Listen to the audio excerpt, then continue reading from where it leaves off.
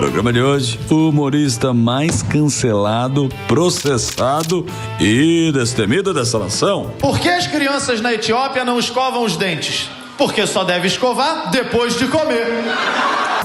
O cara que perde o réu primário, mas não perde a piada. A peste branca. O anjinho caído do humor. Ó, grande Léo Lins.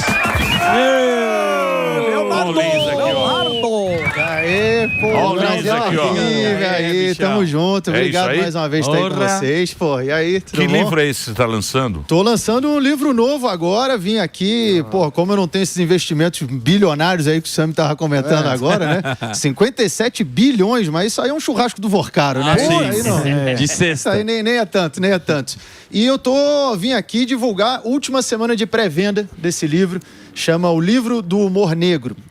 E é o seguinte, quem comprar ele agora, realmente, última semana mesmo, já terminei de escrever o livro, está sendo diagramado, já vai em breve para a gráfica, e aí eu vou mandar rodar um número X, de acordo com...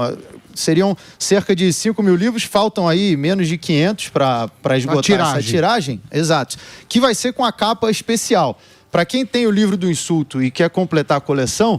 Esse daí vai ser o livro do humor negro no mesmo formato e tal, para ter ali na prateleira. Depois eu vou lançar ele com a capa oficial que vai ficar sendo rodada.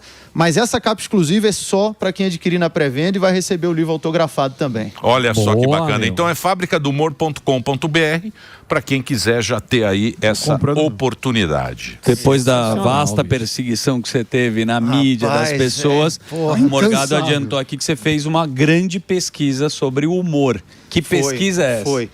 Cara, esse livro, dando um histórico rápido dele, né? Eu já tinha a intenção de lançar esse livro, depois do livro do insulto, falei, vou fazer o livro do humor negro, que seria mais ou menos na mesma linha, cerca de 10% a parte teórica e depois várias piadas soltas sobre temas variados ligados ao humor negro. Vesgo, tetraplégico, cadeirante. Seria isso. Mas ele acabou mudando o seu propósito. Inclusive, a dedicatória do livro é a juíza Bárbara de Limizep, que me condenou. Homenagem. O livro é dedicado a ela. Você é um bonzinho. Exatamente. Sim. Se não fosse isso, cara, o livro não sairia desse jeito. Então, realmente, acabou sendo... extrair algo de positivo, né, dessa condenação que a gente conseguiu reverter. E o livro acabou mudando de propósito, porque eu entrei numa pesquisa de fato muito aprofundada, cara. Troquei 1 ano e meio de vida basicamente por esse livro, mas faria isso de novo. Eu acho que... O termo vem da bile negra? O termo humor negro? Não, mas ele tem... Já abrindo parênteses então, o termo humor negro, primeira vez que ele foi utilizado foi num livro chamado Anthologie de l'Humour Noir, na França. Na tradução acabou virando Humor Negro. Esse livro seria lançado em 1940, mas ele atrasou 5 anos no lançamento por causa da invasão da Alemanha nazista na França. Então acabou atrasando 5 anos. Esse livro foi escrito pelo André Breton, que era, curioso até, é um termo que hoje parte da esquerda torce o nariz por causa dele, mas foi cunhado por um sujeito membro do Partido Comunista. Sempre assim. Pois ele foi o fundador do movimento surrealista. Em 1924, se eu não me engano, ele lança o movimento surrealista, onde a ideia dele era romper com o excesso de racionalidade, que foi uma coisa que veio lá com o iluminismo na França, e segundo ele, isso culminou com a Primeira Guerra. Tanto que o movimento surrealista vem pouco após o término da Primeira Guerra Mundial. E a definição dele do surrealismo é que é um automatismo psíquico puro. A ideia dele era você expressar, seja verbalmente, por escrito ou qualquer outra forma, o real funcionamento do pensamento, independente de censura racional, moral ou estética. Mas isso é humor, né? Isso é um humor... Né? Sim, humor é assim. A lógica do humor é essa. Sim. Né? E o negro aí tem relação com você ir lá nas profundezas da mente, no inconsciente. Porque essa bile negra nunca existiu, né? Eles usavam isso antigamente para dizer que era melancolia.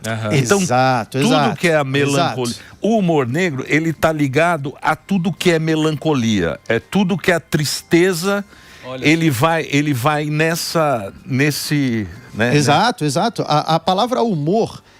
isso é curioso também, porque ela só se associa com o sujeito que faz alguém rir mais enraizadamente no século XVIII, é muito recente, Mas a palavra surge lá no século IV a.C., humor significa líquido, e a ideia, isso vinha da medicina humoral, o próprio Hipócrates, pai da medicina, eles acreditavam-se que o bem-estar de uma pessoa era devido ao equilíbrio de 4 líquidos do seu corpo. Exatamente. Sangue, fleuma, a bilis negra e a bilis amarela. Exatamente. Uns 6 séculos depois, Galeno, também lá na Grécia, começou a associar esses estados de humor com estados afetivos. Aí que começou a vir a estar de mau humor. Aí a melancolia é porque você está com muita bilis negra. Se você tivesse fleumático, está com muito sangue. E melas é negro, colia é bilis. Então melancolia é a bilis negra. Ou seja, não tem nenhum processo da raiz racial. Não tem nada a ver. Não, porque colocam, né, o humor negro, ele é muito... Não tem nada a ver. Não tem nada a ver, né? É a parte escura do cérebro. Exato, ele se inspirava muito no Freud também, trabalhos do inconsciente. E aí, assim, no século XXI acabou entrando em choque, né, com essa outra questão também, racial, mas eu acho que aí você trocar o nome porque pode desagradar, eu não vou tirar o mérito de, mas pode, mas não vou tirar esse mérito, mas você trocar o nome de um gênero de humor, correndo o risco de desagradar alguém porque é um tema sensível, sendo que esse tipo de humor lida com temas sensíveis, você está indo contra a essência do que é o humor. Fora que você trocando o nome, você apaga toda essa história. Exatamente. Que é muito rica. Eu acho que é muito rico e muito interessante. E isso acaba se perdendo. Sim. Então eu acho que tem que ser mantido. Isso foi parte da minha pesquisa inicial, mas depois realmente...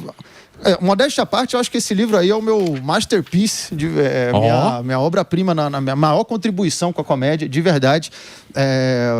E ele acabou tomando um rumo diferente, né? Porque ao pesquisar o que é humor, você automaticamente compreende como que o ser humano, como que você responde ao humor.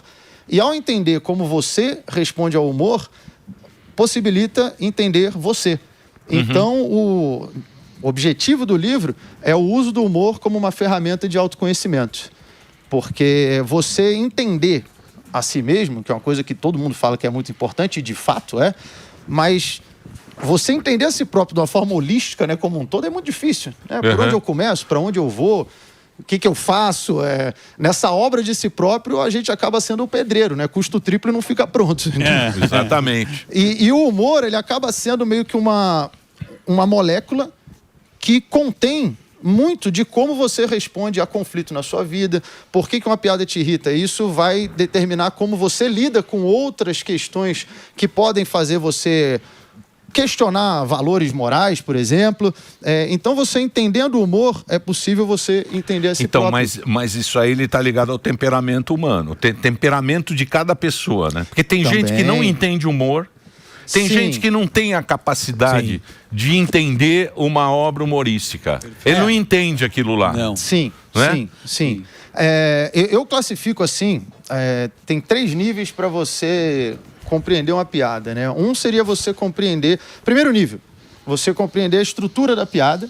Segundo nível, você aceitar a proposta dela. Terceiro nível, você entendê-la como um jogo. Isso, são esses 3 níveis, tá? Por exemplo, vou dar um exemplo de uma piada ligada ao humor negro. Aliás, eu vou estar em Fortaleza em breve. Eu tô com a agenda aqui, ó. Daqui a pouco já dá a agenda aí. Curitiba, muito em breve. Imenso, hein? Fortaleza, eu lembro quando eu cheguei lá, quem já teve, o pessoal de Fortaleza sabe disso. Fui comer caranguejo a primeira vez, serviram caranguejo e ele vem com um porrete. Sim. Exato, o cara falou, você tem que bater na cabeça pra comer. Eu falei, então é igual a menina que eu saí ontem. Recheado e o cacete. Mas isso aí pode ser como é que ela chama lá da lei? Misoginia. Então, aí eu vou chegar lá. Você pode ficar em cana com a piadinha aí você pega esse tipo de piada. Tem uma outra que eu falava também, o pessoal divulgando sobre adoção de animal, adotar cachorro, eu falo que você tem que pensar muito antes de fazer isso, né? Adotar cachorro é igual ter um filho com leucemia, um compromisso para 15 anos. Então você não pode sair do nada fazendo isso. E aí, vamos partir... É muita sacanagem. Não é?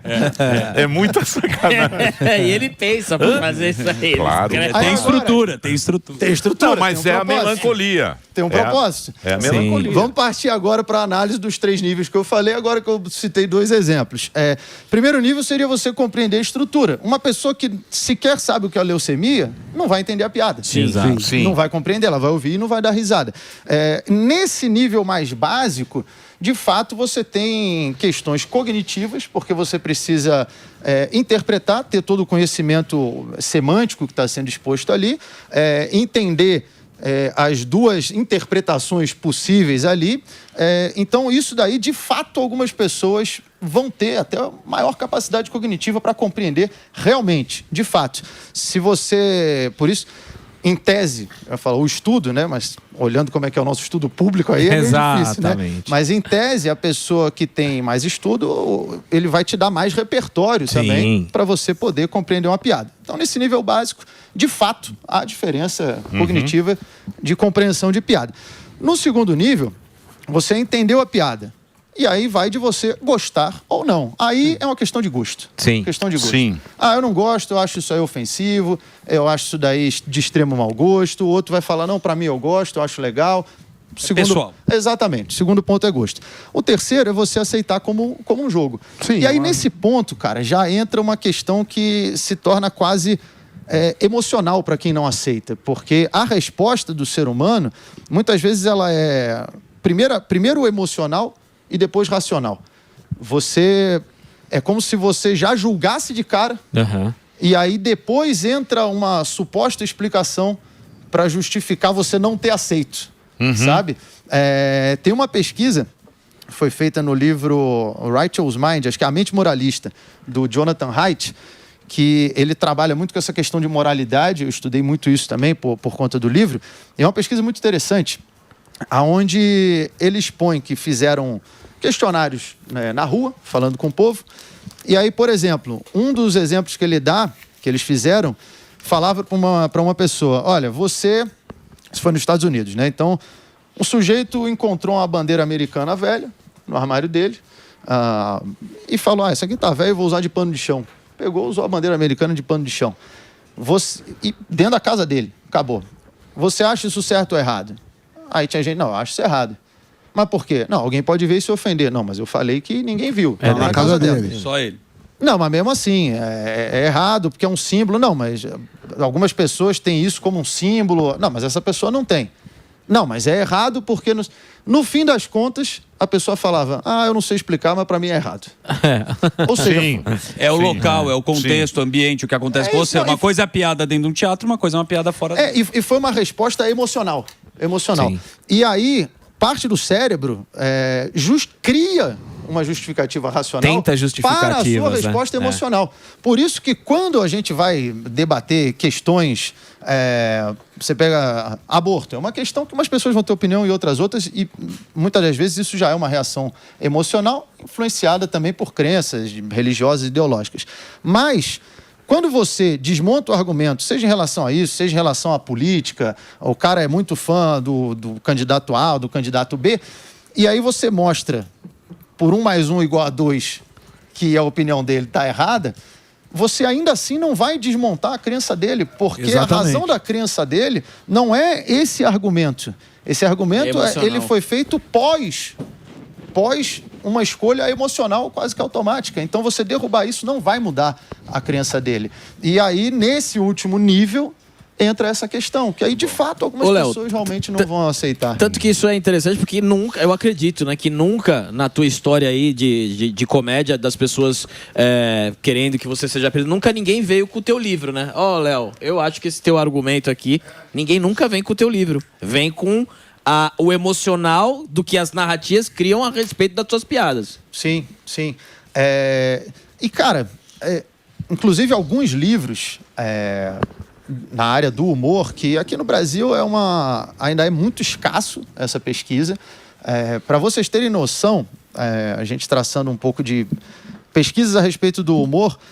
Obviamente, hoje você já tem mais pessoas se envolvendo com isso, academicamente, mas até mais ou menos ali, 1700 e alguma coisa, você tinha uma teoria para explicar, digamos assim, o que é humor, por que a pessoa ri, que é a chamada teoria da superioridade, que buscam raízes lá, já também Aristóteles, Platão, Thomas Hobbes, e até então você tinha só essa. Aí depois, um século depois, você já surge a teoria da incongruência, que ela foca num aspecto mais cognitivo, mais de análise mesmo. Immanuel Kant é um divulgador disso, o Schopenhauer. E aí, depois, já 1900 e pouco, começo ali do século XX, surge uma terceira. Então, no começo do XX surge a terceira, 19 tem um e 18 tem outra. Então, durante todo esse tempo, tinham 3 teorias: teoria da superioridade, teoria da incongruência e essa última, teoria do alívio, da qual o Freud foi um dos maiores divulgadores dela. Então, cara, até cerca de um século atrás, eram 3 teorias. A partir da década de 70, nos Estados Unidos, começam a surgir diversas outras, algumas que lidam com script semântico, que lidam com questões afetivas, que expandem a questão do humor não só para a análise estrutural da piada ou essa questão de superioridade. Então o campo começa a abrir e hoje você tem mais de 3 dígitos de teorias a respeito do humor. E muita gente que vem criticar, vem até hoje, olha aqui, quando alguém ri é porque se acha superior. Fala, meu amigo, essa teoria ela é uma delas. É uma das. Ela é uma delas que foca em uma, e às vezes nem se aplica. Que foca em um aspecto. E às vezes nem se aplica. E às vezes não se aplica. Mas não é ser superior. Eu discutia isso muito com a minha amiga Rosana Herman, que escrevia muito bem como ninguém. E a gente sempre falava isso. A ironia, o cara que escreve a ironia, ele precisa ser inteligente. E o cara que decifra a ironia também. É uma troca de inteligência. Então o cara que é burro, ele jamais... Ele não vai entender aquilo lá. Ele não entende porque para ele tem que ser o joinha e o outro assim. Aí ele entende. É o caranguejo da piada que o Léo contou. Isso, é o caranguejo, é os 15 anos, entendeu? Esse que é o negócio. Porque você fala, caramba, esse cara, como é que ele foi achar... Exato, como ele chegou aí. Isso, como é que ele chegou porque aí. Tá além e do o que as pessoas não entendem também é que o humorista, quando ele escreve uma piada, ele não quer fuder ninguém. Não, jamais. Nenhuma, né? De forma nenhuma. Não é o objetivo ele pegar você para Cristo da piada. Eu não queria falar depende, mas eu tenho que falar depende. Mas segue aí. Mas se você for o alvo da piada, você tem que ter fair play e aceitar que aquilo é uma brincadeira que ele está fazendo com você. Exato. Não, e outra coisa, se colocar no lugar quando você é alvo do alvo da piada. Quando você é alvo de algo, e eu nem tô falando mais de questão de piada, provavelmente você se colocou naquela situação. Não dá pro Léo Lins pegar e inventar um alvo sobre você. Então, tipo, ele vai fazer uma piada do Morgado que o Morgado é gordo. Não foi o Léo Lins que engordou o Morgado. Sim. Sabe? Então, é isso que a galera não entende. Sim, mas a graça... Não, mas a graça nem é ser o Morgado. Sim. É a gordura. Exatamente. Mórbida. Então. Exatamente. Mas é Corta! isso. Cara, puta O Morgado balão, é um puta cara legal. Ele é. Mas a gente sabe. O engraçado é ele ter Mas essa o cara é paleta gigante. murcha. Não, mas é exatamente. Quebrou o patinete do cara. O patinete não anda. Isso O Morgado é legal. A parte ruim é a gordura. Que daria pra fazer mais uns 3 também. Tá vendo? Não, mas é exatamente o que você falou. E exatamente o que os você falou. A gente precisa ter, inclusive o humorista, a gente tem um distanciamento emocional. É isso que algumas pessoas não entendem.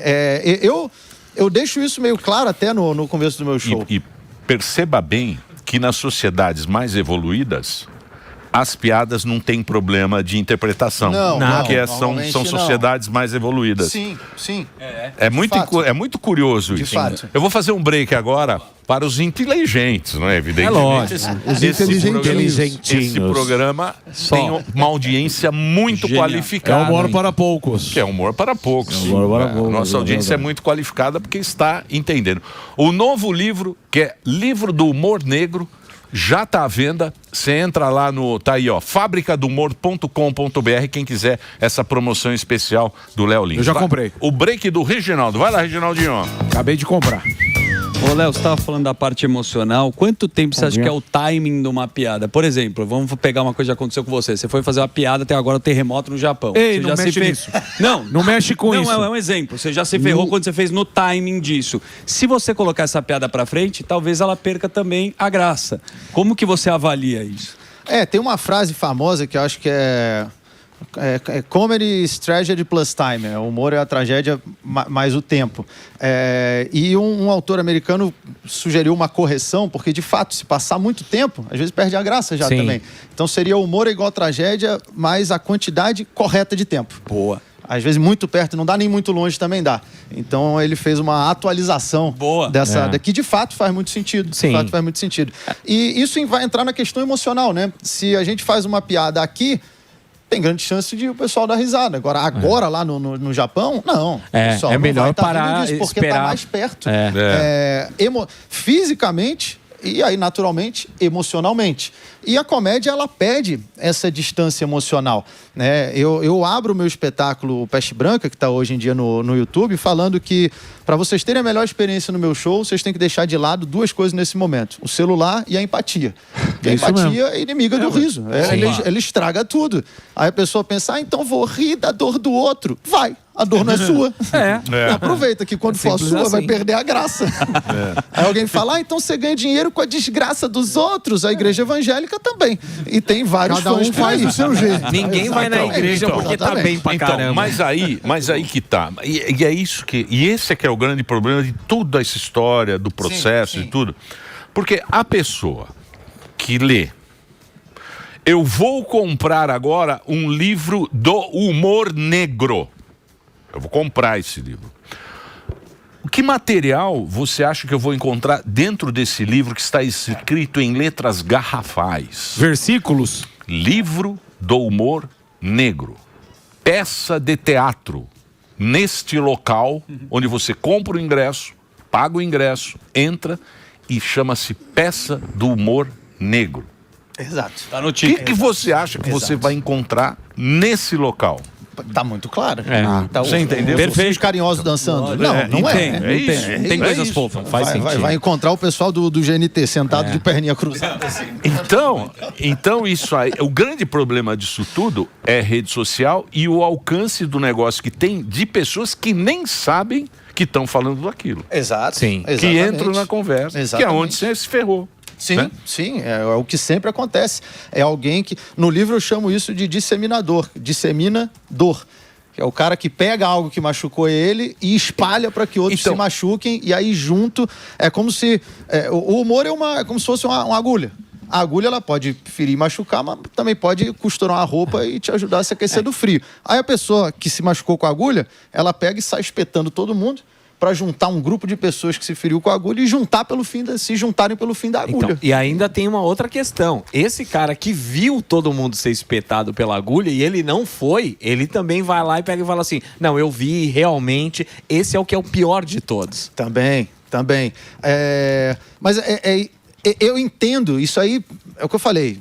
Eu fiz essa pesquisa e dá para você entender neurologicamente o funcionamento dessa pessoa também.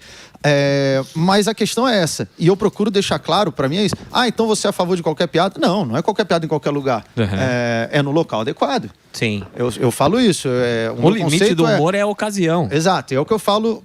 Para mim o conceito é o triângulo do pacto simbólico. Você tem qualquer manifestação humorística, você vai ter o meio emissor, o receptor e o ambiente. Se todos estiverem muito claros, é um comediante. Pressupõe-se que o que ele fala é comédia, né? Não é um jornalista. É diferente do Bonner começar o jornal falando do terremoto com a piada do Japão. Isso é completamente inadequado.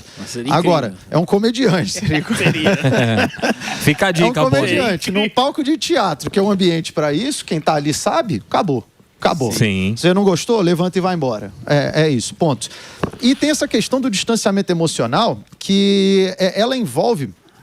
Existe algo que se chama espaço peripessoal, que é o que está próximo da gente, e o espaço extrapessoal, que é o que está longe, está mais distante. Você pega, por exemplo, tem pesquisas que mostram que mulheres... não todas, mas toda pesquisa vai ter uma generalização, óbvio. Sim. Mas elas têm uma resposta maior em relação à serotonina, ocitocina, que são substâncias que gera um apego. Então, ela acaba tendo, talvez, mais dificuldade, no caso de algumas, a ter esse distanciamento emocional. Você fala quando elas... Neurologicamente, quando você vê uma... Então, mas aí eu tenho uma dúvida muito séria e muito intrigante. Por favor. Vamos lá. É a mesa redonda de piada. Pergunta garoto filosófica, café filosófico. Por isso que eu vou soltando as piadas. É verdade. Para não ficar muito sério.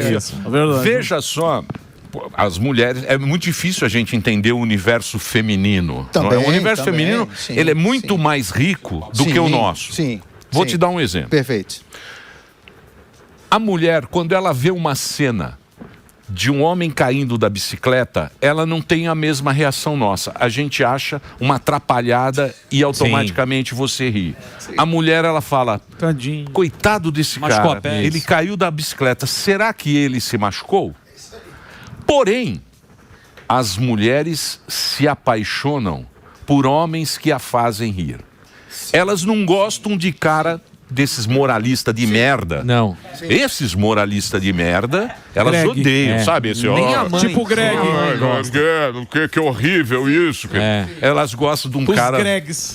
Sabe, elas gostam de uns caras engraçados. Esquerdomacho. Piada, aquelas... Então é uma coisa que eu não consigo entender isso. Eu falo, pô, será? Você pode explicar isso? Tem uma explicação. Onde é que está essa contradição? Essa contradição? Tem uma certa explicação. Na questão da bicicleta, entra isso que eu te falei. Tem algumas áreas do cérebro na qual ativam. Se você ativar isso aí, ocitocina, por exemplo, numa questão que envolva algo próximo, você vai tender a ter mais apego, digamos assim. De uma maneira bem... básica, tá? Sim. E aí ela não vai ter esse distanciamento emocional para rir. Claro, desde que, isso até pro homem dar risada, também para qualquer um dar risada, desde que o cara caiu, mas tá ok. Se ele estiver andando de bicicleta, passa um carro, atropela, o cara sai voando, você não vai dar risada, porque aí já foi muito agressivo. Tem uma outra teoria também, chama N mais V, que é normalidade e violação. A comédia, ela tá na interseção entre a normalidade e a violação. Né? Se tiver muita violação, atropelou, o cara saiu voando, morreu ele e a filha, tu não vai dar risada disso. Que é o limite do humor. Achamos o limite. Aí tá o limite do humor. Naquele ambiente ali, você não vai achar engraçado. Naquele ambiente não vai. Então, mas aí tem variações, que assim, se for o ex-marido dela, ela vai rir. Aí já pode ser, dependendo pode ser. São as variações. Exatamente. E então, tem essa questão do apego, que aí depois eu já vou comentar o extrapessoal e o peripessoal, que tem um negócio interessante. Mas aí o que você falou de, ela gosta do cara engraçado, isso tem algumas teorias a respeito disso também, algumas remontam até a Charles Darwin também, que o que acontece? A mulher é o sexo que vai escolher com quem ela vai procriar e ter a sua prole, certo? Sim. Exatamente. Então, a ideia é que você selecione, isso em toda a natureza, vou tentar selecionar o melhor macho para o animal se acasalar e gerar a sua prole. Ela não quer um choramingão, um mimimi. Não, também não. Experimenta chegar na tua casa à noite, lá com a tua esposa. Opa, nem vou fazer. Tua esposa tá linda. Tá. Diga cuidado. Experimenta você. Experimenta chegar pra ela e falar pra ela tudo aquilo que você fala pra mim aqui. Não dá, mas você acha, eu fico em silêncio. Eita! Não é? Claro. Foi o que eu não fiz. Você não pode fazer Chora, mas chora no banho. Na última você fez isso. Não faça não isso. Faça, não abra o seu coração. Nunca. Vai chorar no banho. Não, porque não casse ovos. É por isso que eu falo, porque ela é seletiva, ela vai escolher o gene bom. Ela não vai escolher o gene do mimimi. Estou sofrendo. Contou uma piada. Se você chegar para tua mulher, para tua esposa, jogar ela, tua esposa, e fala, meu amor, eu estou tão triste hoje. Ela fala assim, por quê? Não, sabe, eu ouvi uma piada do Léo. Nossa, imagina. Ele falou do caranguejo. Eu ouvi uma piada do caranguejo do Léo Lins, na sua casa, à noite. Isso. Do Léo Lins, agora, na Jovem Pan. Aquilo me machucou. Tanto. Ela vai te mandar embora, vai falar assim, seu bosta. Você não tem se você tá sofrendo pela piada do caranguejo, você não tem capacidade de encarar o mundo, seu merda. Exato. Seu daqui pra fora, seu frouxo. No outro dia ela vai estar sentando loucamente no pedreiro. É isso, de fato. Esse cara que se machucou por uma piada do caranguejo, lá em Fortaleza, ele não tem capacidade de atravessar a rua. Não tem. Não troca uma lâmpada. Não tem. O Sami de Cross. Os caras não sabem encarar a realidade da vida, cara. Você entendeu, Sami? Se a piada que é fictício machuca desse jeito, a realidade... Porra, é um bosta, Não vai dar. E aí, o humor... Isso me revolta muito, viu? Tô revoltado É isso aí, Emílio. O humor, Emílio, ele é um sinal de inteligência. Então, a mulher acaba percebendo que o humor é um sinal de inteligência. Então, você conectar informações diversas e produzir algo. Então, desde a teoria diz isso, que o humor acaba sendo um sinal de inteligência que não é facilmente falsificável. Não é que porque o cara às vezes pode não... A mulher gosta de dinheiro, o cara às vezes não tem, mas ele aparenta ter para desse jeito tentar conquistar. Sim. Então tem algumas valências que você na questão até do bem-estar. consegue falsificar. Que é a questão mas do o humor não. Mas a maior validade da vida é a mulher. Porque a mulher... ela vai ter geneticamente, ela vai te escolher. Sim. E se é um cara que chegar pra mulher e sofreu numa piada, imediatamente... frouxo não dá. Não vou falar mais nada. Que essa questão do cara que, o cara que é engraçado e tudo mais, é a questão de bem-estar. Lógico que ela vai querer estar com um cara alegre, que sempre deixa ela com uma moral bacana, do que um cara que fica choramingando o tempo todo. As pesquisas falam isso, que a mulher, em geral, ela busca alguém que faça ela rir, e o homem, em geral, busca alguém que ria das piadas dele. Sim. Então, por isso que a gente tem muito amigo a respeito disso. Mas Quando ela para de... Mas esse negócio que esse negócio que o Emílio ela tá falou... rindo de outro, irmão. Esse negócio que o Emílio falou é que esse sentimento da mulher com a piada, pro cara ficar na moda, ele adere o mesmo discurso. Ele fala que, que se ofendeu com a piada... que a mulher se ofendeu, pra ele ficar bem na fita. E muitos caras que fazem isso aí também. Aí aquilo que eu falei, por exemplo, do dinheiro. O cara tá tentando falsificar algo que às vezes ele nem sente realmente como a maneira de conquistar. Mas no caso do humor, você construir algo é um sinal de inteligência não falsificável. Tá Essa é uma das teorias. E essa questão do extrapessoal e o peripessoal tem um exemplo, ele é muito famoso em psicologia, chama problema do trem. Eu não sei se vocês já ouviram falar, sabe? É legal. É o dilema do trem, exato. Que é... tem um trilho, 4 pessoas amarradas no trem, e aí ele segue para um outro trilho onde tem uma pessoa. Você tá ali com lá distante, tá lá longe com uma alavanca. Alguém fala, olha, o trem tá vindo, vai atropelar aquelas 4 pessoas, você pode puxar essa alavanca e aí em vez de morrer 4, morre 1. Opa. A maioria fala, tá bom, vou puxar a alavanca, porque, 4 vidas e 1 vida. E aí a suposição B é o seguinte, agora você tá no mesmo cenário do trem, em cima de uma ponte, e tem uma pessoa lá. Você vai ter que empurrar essa pessoa para ela cair na frente do trem, e aí ele vai desviar e matar uma só em vez de 4. Só que agora você já não está distante puxando a alavanca. Você agora tem que mais direto, a pessoa. E aí, quem empurra? A grande maioria não. Os instrutores de bang jump de Limeira e... Eles iam fácil. Essa foi no Tourette. Mas a grande maioria das pessoas normais... Não... A maioria das pessoas normais iam matar o Roberto Carlos. Por quê? Porque justamente isso explica essa questão do extrapessoal e do peripessoal. Quando você está distante, lá na alavanca... Isso aí tá no extra, pessoal. Você tá longe. E aí você não tá racionalizando no próximo ali. Quando você tem que empurrar a pessoa, isso é desse universo muito próximo. Isso é peripessoal. E aí ativa ocitocina, esses outros neurotransmissores que geram apego, geram empatia. Aí você não faz isso. E o ser humano tem essa dualidade, né? E no caso, na piada, quando a gente vai escrever, pensar uma piada... Eu não tô olhando, o cara perdeu a perna, deixa eu ver o que... Não. Fulano. Eu tô em casa... tentando conectar assuntos, scripts semânticos de uma maneira que quando alguém escute essa palavra, ela pense e dê risada. Ou seja, eu estou no espaço extrapessoal, eu não estou conectado emocionalmente com aquilo. O humorista, a gente precisa... Isso tem um termo na medicina também, chama de tested concern. O médico tem isso. Se você tiver muito apego emocional, como é que você vai operar? Não opera. É mais difícil, Às vezes você vai, operar um filho, às vezes você pode, caramba, pô, o cara pode estar muito, é melhor outra pessoa fazer a cirurgia, porque ele está muito próximo emocionalmente. Mas não tem um incômodo de ter que explicar a piada? Quem que fez você explicar uma piada? Porque a piada é contada, ela é despretensiosa. Quem foi o processo cultural que te fez algum momento você ter que te explicar tudo isso? Cara, isso é curioso, porque entra até nessa mudança de objetivo do meu livro. E coincidentemente eu encontrei tem uma obra que dá para traçar um paralelo com essa minha, que foi o seguinte: no século XVI, um jurista escocês chamado Reginald Scott, ele lançou um livro chamado Discovery of Witchcraft, que é a descoberta da bruxaria. Eu li esse livro quando estava estudando sobre arte mágica, comecei fazendo mágica, e o que ele fala nesse livro? Que muitas das condenações por bruxaria, nessa época, na verdade era truque, ilusão e, na maioria das vezes, desinformação ou má interpretação. Sim. Então, ele escreveu esse livro, esse tratado, para que inocentes não fossem jogados na fogueira. Aí, ó.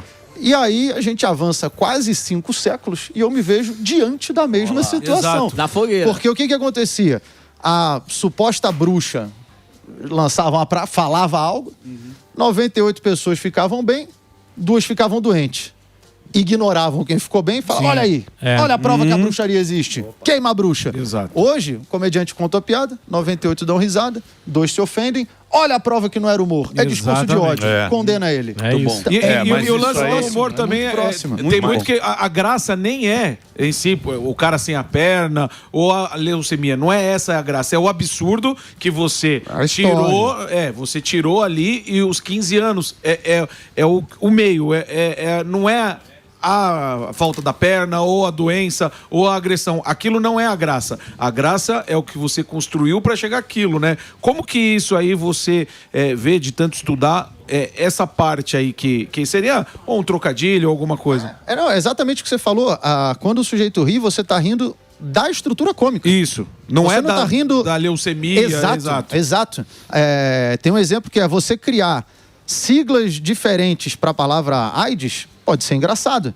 Agora, você entrar no hospital e ver uma pessoa fazendo um tratamento, você não vai começar a rir. Olha que aidético. Se a AIDS fosse engraçada, e você ir lá e ver um aidético seria engraçado. Você ia começar a morrer de rir. Pode ser positiva, mas não é engraçada. Essa é um dos questionamentos que depois um sujeito chamado Francis Hutcheson criticou essa teoria da superioridade. Que, você ri quando se sente superior. Diziam isso. Então, eu não preciso ir num show de humor. Eu ando por um arroz cheio de mendigo e morro de gargalhada. Mas eu acho que muito mais de quem ri de alguma coisa é o moralista. O que tem de moralista em rede é brincadeira. Falso moralista também. Aí eu já fico com a frase do Nelson Rodrigues, que fala o seguinte: por trás de todo moralista existe um tremendo de um canário. Exato. Lógico. Então, porque o cara que entende a piada. Se o cara é muito moralista, isso, já desconfia. Fique de olho desse maluco. Vou te dar um exemplo de um desse antes da gente encerrar, porque eu tive viajando, fui lá pro Tibete agora, e nesse tempo, enquanto eu estava lá me conectando, recebi 3 processos, velho. Sério? No 3 Tibete? processos, velho. Então, assim, os monges. Não para. Novos. Sério? Não para, velho. Não para. O advogado tá feliz. Advogado, né? O que mais ganha é o advogado. Gente boa. Um tem 1 ano e meio. Eu nem lembrava, aliás, eu nem sei quem é, porque eu não associava o nome à pessoa, não lembrava do acontecimento, porque já tem 1 ano e meio. Sim. Vocês vão saber o que é, eu vou comentar aqui. Perguntei pro meu advogado, posso comentar? Ele falou, pode. Então, lógico, ele tá ganhando dinheiro pra caramba. É verdade. Não me liguei nessa às vezes na malandragem, não me liguei na malandragem. Lucas Gilberti. Esse processo foi vocês lembram um tempo atrás que uma mulher reclamou que não cederam um lugar pro filho dela na janela do avião? Sim, lembro. Essa mulher tá me processando. Mentira! Sério? E a mulher que não cedeu, ela não tá processando? Essa daí fez propaganda, fez um monte de coisa. A outra não ganhou nada, ninguém ficou do lado dela. Exato. E aí acho que ela tá querendo ganhar dinheiro. Ela quer que o juiz fique agora. Ela falou, ele falou do meu filho, ele não podia, o meu filho tem paralisia cerebral. Eu pensei, puxou a mãe, né? Levou 1 ano e meio pra ele entender minha piada. 1 ano e meio. 1 ano e meio pra ele entender minha piada. É uma paralisia grave. Deixa eu vou passar aqui, dia 31 agora. O Léo vai estar em Irati. E vai chegar mais um. No Paraná, no dia 1º de agosto. Isso aí, atenção. Campo Largo, dia 31 de julho. Irati, no Paraná, que é agora essa semana, é sexta-feira. Dia 1º, Campo Largo. Dia 2, Curitiba. Atenção, Dia Curitiba. 6, Santo André, em São Paulo. Dia 7, Campinas. Dia 8, Floripa. Dia 8, isso tudo em setembro. Dia 9, Brusque. Aí dia 14, Campinas. Dia 15, São Paulo. 21, Campinas. De novo. 22, Fortaleza. 23, Juazeiro do Norte. E 28, Campinas. Informações, Léo Lins, @LéoLins no Instagram. Aí. E tem também o lançamento do livro, que tem uma promoção especial no site, que é o Fábrica do Humor, é isso aí. Fábrica do Humor. Pô, Léo, obrigado por você ter vindo. E quem quiser, já pode garantir meias também. Eu tô lançando essa daqui, que ela já vem com a tornozeleira. Puta, o cara lançou a meia do Bolsonaro. Que safado, velho. É a meia do Bolsonaro. Ainda bem, porque falaram que era minha. Ainda bem que não é a minha. Mas tá lá também. Ganha na Fábrica do Humor. Tá ferro de sol. Entra lá. Obrigado, viu, Léo? Valeu, obrigado. Boa, obrigado. Vai lá, faz o break aí, Reginaldinho.